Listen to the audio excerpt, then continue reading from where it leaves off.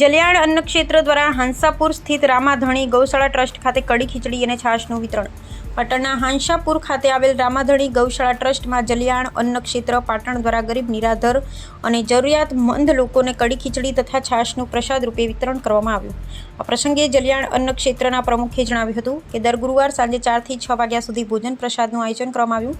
તેમણે સર્વ સમાજના જરૂરિયાતમંદ લોકો તેમજ ભક્તજનોએ આ સેવાકીય કાર્યનો લાભ લેવા અને પ્રસાદ ગ્રહણ કરવા માટે હાર્દિક આમંત્રણ પાઠવ્યું હતું.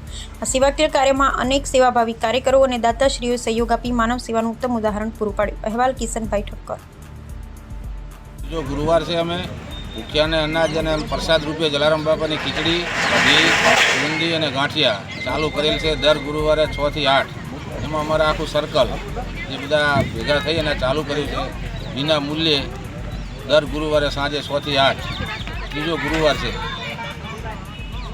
ઓકે, આપનું શુભ નામ જણાવશો? મારું નામ ઠક્કર હસુભાઈ નાયકાવાળા.